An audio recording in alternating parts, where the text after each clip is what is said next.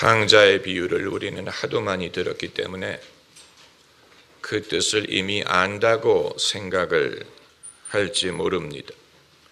인간이 회개한다는 얘기 아닙니까?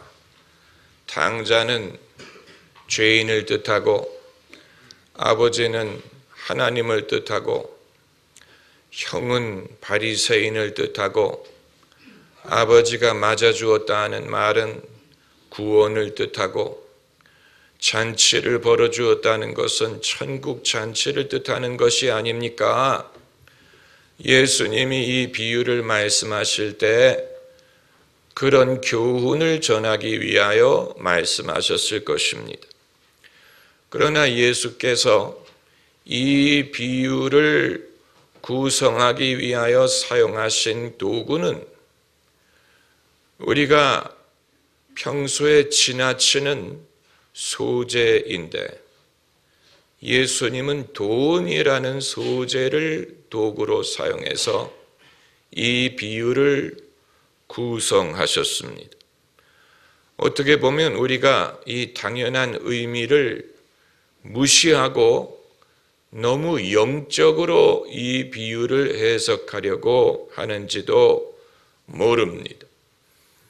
이 비유의 끝부분에 가면 아버지가 말하기를 이 아들은 내가 잃었다가 찾았다고 말하는데 아들이 죽은 게 아니고 실종된 게 아니라면 어떻게 잃었다고 말하는 것입니까? 사실 잃은 것이 있다면 돈을 잃은 것입니다.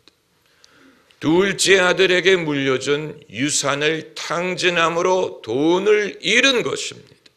그런데 이 둘째 아들이 돈을 잃은 일로 인하여 아버지가 자칫하면 아들을 잃을 가능성이 있었다는 말을 하는 것입니다.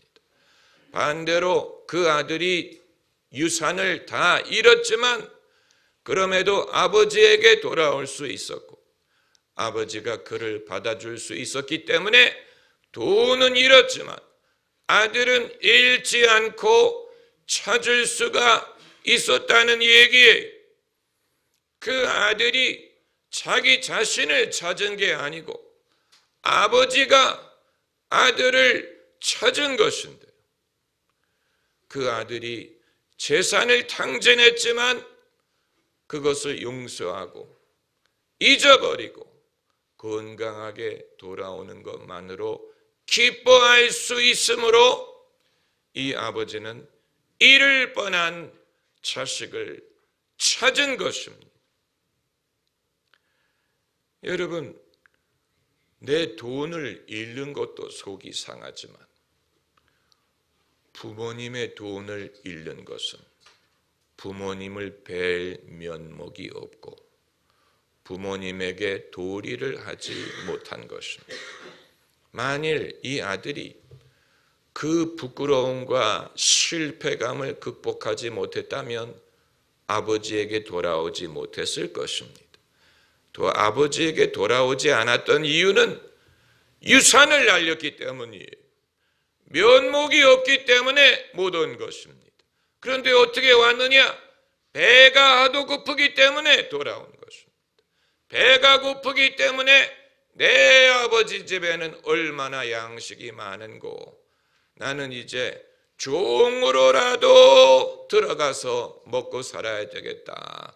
이런 마음으로 돌아온 것인데 그러니까 이 비유가 우리가 생각했던 것보다도 다차원적인 의미를 갖고 있고 예수님께서는 깊은 영적인 진리를 말씀하시지만 그 말씀하시는 도구는 인간의 굉장히 복잡하고 어려울 수 있는 부모와 자식 간의 문제, 가족 간의 문제, 돈의 역할, 그리고 돈이 정의하는 인간의 가치에 대해서 말하고 있습니다. 이 아들이 아버지에게 물려받은 돈을 다 날렸어. 돈이 돈을 보호해 주는 것이 아니에요. 돈이 많으면 돈을 보존할 수 있는 게 아니에요. 이 아들이 돈이 없었다면 잃지도 않았을 텐데 돈으로 무엇을 하려고 하다가 돈을 잃어버렸어요. 자기 돈이 아니었어요. 아버지에게 물려받은 돈이었어요. 그렇기 때문에 그 창피함이 2배가 되는 것입니다. 자신의 실패인 것뿐만이 아니고 아버지에게 실패를 안겨다 드린 것이 되기 때문에 이 아들이 집에 돌아올 면목이 없었다는 말은 제대로 생각했기 때문이에요. 제대로 생각했기 때문에 아버지를 뵐 면목이 없는 것이죠. 그 자괴감, 실패감을 무엇으로 극복하겠습니까? 그런데 이 아들이 돈이 많을 때는 잘 나가는 것 같다가 돈이 없어지니까 사람들이 그를 사람 취급하지를 않았어요. 그래서 들에 보내서 돼지를 치게 하고 돼지 먹는 쥐엄 열매로 배를 채우려고 했다고 했습니다. 이것은 인간의 가치를 그의 소유로 판단하는 세상의 모습을 보여줍니다. 이것이 세상이에요. 세상은 냉정하고 엄합니다. 사람을 그의 소유로 가치를 측정하려고 합니다. 심지어 영어 표현에는 Bill Gates is worth $500 billion. 그 말은 빌 게이츠는 500만 불이 아니고 500 billion 가치가 있다라는 말입니다. 사람의 가치를 그가 소유한 돈으로 말할 정도니까. 그러니까 이 아들이 돈이 많았을 때는 가치가 있었는데 돈이 다 날아가니까 사람들이 그를 사람 취급을 하지 않고 돼지 치는 일을 맡겼어요.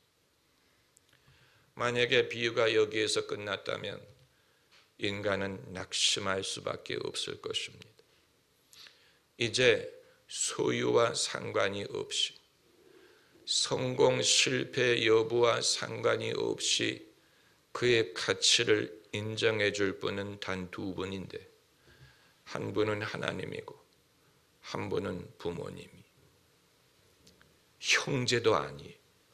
왜냐하면 당자의 형이 비판했기 때문에. 동생이 돈을 날린 것에 대해서 비판한 것을 보면 형제라도 그 형제의 가치를 그 사람만을 보고 하지 않았다는 얘기입니다. 그러면 그 아들이 돌아올 때 아버지가 속이 상하지 않았을까? 여러분은 어떻겠을까요? 이 아버지가 속이 상하지 않고 그냥 돌아오는 것만으로 즐거워서 춤을 췄습니까? 그건 제대로 생각하는 아버지가 아니지요. 속이 상하지 않는다면 그건 아버지가 아니에요. 자식이 학교에서 형편없는 점수를 받아오는데 아버지가 속이 안 상한다. 그건 자기 아버지가 아니에요. 경연대회에 나갔는데 꼴등을 하고 돌아왔다. 부모가 속이 상하지 않는다면 그건 부모가 아니에요. 당연히 당자가 아버지에게 물려받은 재산을 다 날리고 돌아왔는데 아버지가 속이 상하지 않는다면 그건 아버지가 아닙니다. 속이 엄청 상하죠. 그러나 그 속상한 것을 내색하게 되면 돌아오는 아들을 받아줄 수가 없기 때문에 속상한 것은 아버지의 몫으로 삭히고 그리고 건강히 돌아온 것만으로 기뻐한 것입니다. 이건 위대한 아버지, 위대한 부모의 이 비유에 왜 어머니가 등장하지 않느냐? 어머니가 준 돈이 아니기 때문에, 아버지의 돈이기 때문에. 속상한 사람이 있다면 아버지, 자식이 잘 되기를 바라는 것은 부모의, 자식이 잘 되지 않으면 제일 속상한 것이 부모의, 그게 부모의 마음이. 그러나 그 속상함이 자신을 지배하게 한다면 돌아오는 아들을 맞을 수가 없기 때문에 그 아버지는 속상함은 자기 몫으로 삭히고 아들이 건강하게 돌아와 주는 것만으로 기뻐한 것입니다. 기뻐하는 척한 게 아니에요. 부득이 맞아준 게 아니고, 이 아버지가 달려갔다고 했고, 부둥켜 안았다고 했고, 입을 맞추었다고 했습니다. 이건 연기가 아니에요. 정말 기뻐한 것입니다. 위대한 인간, 위대한 아버지. 만약에 자식이 시험에서 성적을 형편없이 받아가지고 집에 왔을 때 부모가 속이 상하지요. 그러나 속상한 것을 내색하게 되면 그 자식을 인하여 기뻐하는 것은 불가능합니다. 이걸 점수라고 받아왔냐? 개라도 더 점수 이보다 낫겠다. 속상한 것을 내색하게 되면 그 자식의 존재를 점수와 상관이 없이 기뻐하는 것은 불가능합니다. 왜 대다수의 사람들이 자신의 가치에 대하여 확신을 못하고 늘 불안하게 생각하면서 사느냐? 어느 누구도 자신의 성공의 여부, 성취의 여부, 성적 이런 것과 별개로 자신의 존재 가치를 인정해 주는 것을 경험해 보지 못했기 때문에 그렇습니다. 그렇기 때문에 늘 자기를 부족하게 생각합니다. 나는 우리 부모님 마음에 들지 않고 양에 차지 않고, 나는 충분히 예쁘지 않고, 나는 충분히 매력적이지 못하고, 나는 충분히 잘하지 못한다라고 생각을 합니다. 그것이 부모님에게만 그런 것이 아니고 사람들에게도 그렇게 생각하고, 나아가서 하나님에게도 그렇게 생각합니다. 하나님 보시기에 나는 충분히 경건하지 못하고 거룩하지 못하고 충실하지 못한다.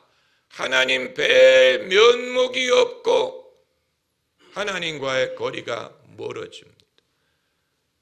남들과도 마찬가지. 남들이 보기에 나는 가진 게 없고 키가 작고 뭐가 어떻고 나는 충분히 매력적인 존재가 아니야. 부모님에게 그렇게 느꼈기 때문에, 학교 선생님에게 그렇게 느꼈기 때문에, 학교 선생님 중에 한 분이라도 성적과는 상관이 없이 학생을 인정하고 칭찬할 수 있었다면 그 선생님은 훌륭한 선생님, 하나님을 닮은 선생님이. 그게 아니고 선생의 말을 얼마나 잘 듣느냐를 가지고 평가를 하게 되면 그건 누구든지 할 수 있죠. 누구든지 할 수 있는 일입니다. 부자 아빠, 가난한 아빠를 쓴 저자가 지적하기를 학교의 교과 과정의 대부분은 학생들에게 열심히 공부하고 말을 잘 들으면 훌륭한 인물이 될 것이다 라고 가르치는 것은 국가가 필요로 하는 말 잘 듣는 인간을 양산하기 위한 것이라고 지적을 했습니다. 학교가 정말로 필요한 것을 가르치지 않는다라고 지적했어요. 그러면서 그 저자가 말하기를 부자들은 자녀들에게 어렸을 때부터 돈에 대하여 가르친다고 말했습니다. 돈의 의미, 돈을 버는 원리, 돈이 모이는 원리, 돈을 관리하는 방법, 돈의 무서움, 빚을 지는 것의 무서움을 가르친다 그랬어요. 실제로 데이빗 록펠러가 미국에서 최고의 부자가 됐지만 돈에 대해서 누구에게 배웠는지 아십니까? 그 아버지에게 배웠는데 그 아버지는 1년에 한두 번 집에 찾아오는 떠돌이 행상을 하는 남자였어요. 그런데 그 아버지가 아들과도 돈 거래를 했어요. 엄격하게 돈을 빌려주면 이자를 받고 아들과 엄격하게 돈 거래를 했는데 그것을 통해서 데이빗 록펠러가 돈에 대해서 배운 것이고 그것을 사업에 적용을 한 것입니다. 내가 돈에 대해서 들으려고 교회를 왔느냐? 돈에 대해서 들은 게 아니고 돈을 잃은 것에 대한 아픔에 대해서 성경이 말하고 있는 것입니다. 돈을 잃은 것의 아픔, 유산을 날린 사람의 비참함, 그리고 돈과 인간의 가치에 대해서 비유가 말하고 있는데 남들의 눈에는 탕자가 돈을 탕진하니까 더 가치가 없었고 심지어 형님도 동생이 재산을 날린 것에 대해서 못마땅하게 생각했어요. 아버지만이 그를 받아주었어요.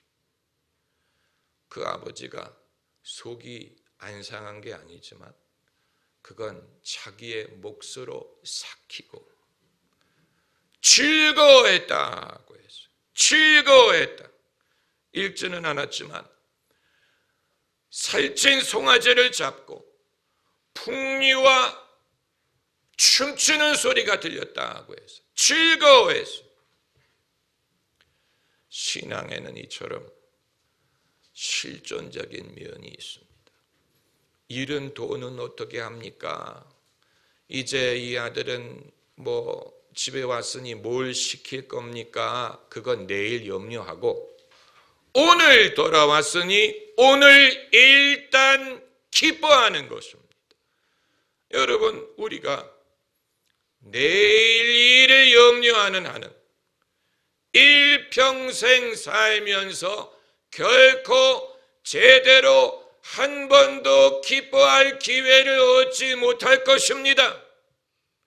기뻐할 만한 때에 기뻐하지 않으면 그때 엉뚱한 것을 염려하면 기뻐할 순간을 잃어버립니다.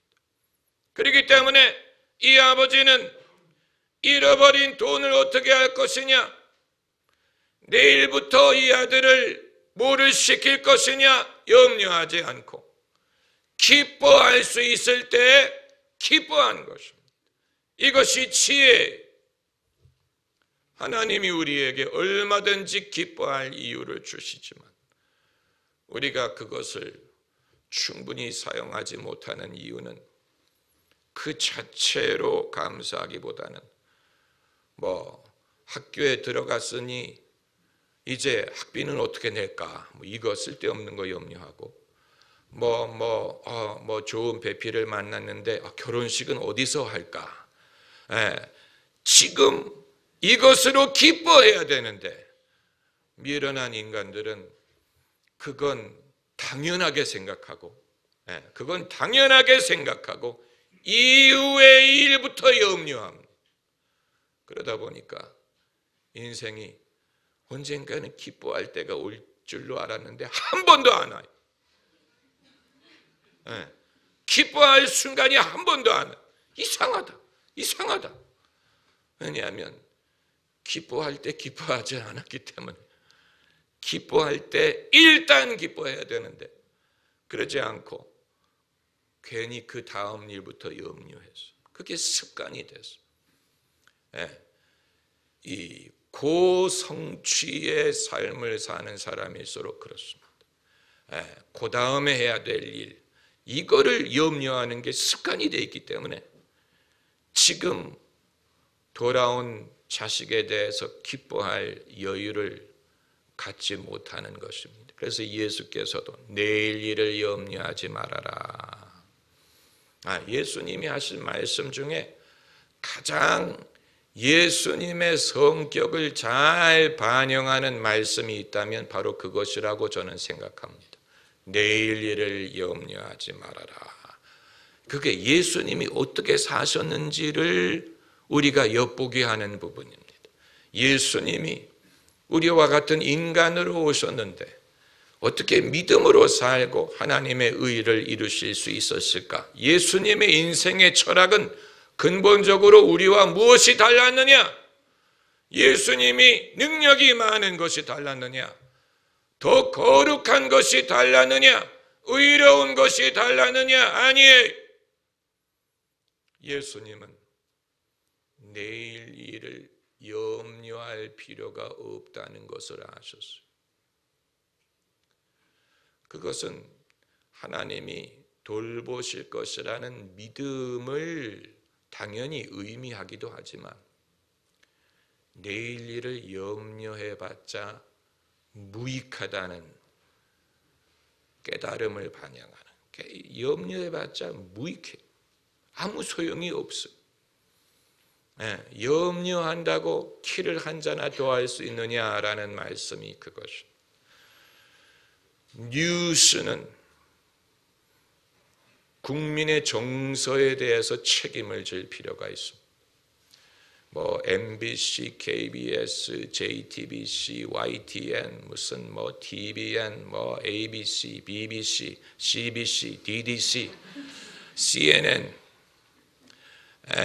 무슨 가디언, 뉴욕타임스, 워싱턴 포스트, 무슨 언론이 국민의 정서에 영향을 끼치는 것은 염려를 부여한다는, 국민을 염려하게 만들. 오늘의 주요 뉴스를 말씀드리겠습니다. 지난 밀양 화재 사건에 이어서 어디에서도 오늘 화재가 발생했습니다. 사람을 두렵게 하지. 그래야 뉴스를 보니까. 그러나 실제로 세상에서 벌어지고 있는 일은 뉴스가 다루는 것과 달라요. 뉴스가 세상에서 벌어지고 있는 것을 그대로 반영하고 있는 게 아니에요. 몇 가지 뉴스만을 추려가지고 보도하는 것인데 사람들은 마치 그게 세상인 것처럼 생각을 해요. 그래서 저는 뉴스를 안 봅니다. 신문도 거의 안 봅니다. 그래가지고 어떻게 세상 돌아가는 일을 합니까? 더 잘합니다. 왜냐하면 세상에 대한 판단을 기자에게 의존하려고 하지 않기 때문에, 뉴스 PD에게 의존하려고 하지 않습니다. 뉴스 PD가 뭔데? 내가 세상을 보는 눈을 좌우하려고 합니까? 뉴스 PD가 뭔데? 내가 세상 보는 눈을 좌우하려고 합니까? 그들이 전지한 게 아니라면 부분적으로 알고 부분적으로 말하는 것이라면 세상에 돌아가는 것을 제대로 판단할 의무가 있어요. 그러나 그들은 편향적인 사고에 사로잡혀 있기 때문에 매사에 비판적으로 생각하는 것이 습관이죠. 그것을 사람들이 그대로 듣습니다. 그래서 사람들도 비판적인 성향을 배웁니다. 정부에 대해서, 교회에 대해서, 교육에 대해서, 하나님에 대해서 비판적인 성향을 배워요. 그런데 과연 그렇게 비판적이 될 만한 이유가 충분히 있는 것이냐? 그건 불확실합니다. 아마 그렇지 않을 가능성이 많아요. 제가 TV를 안 보는 또 하나의 이유는 예수 안 믿는 PD들이 만드는 줄거리로 저의 생각에 영향을 끼칠 자격이 없다고 보기 때문에 그렇습니다. 그들이 뭔데 자기들이 만든 스토리를 가지고 청취자, 시청자의 감정을 좌지우지하려고 하느냐. 생각해보면 누가 그런 자격을 그들에게 부여했습니까? 그렇죠? 누가 그들에게 그런 자격을 부여했습니까?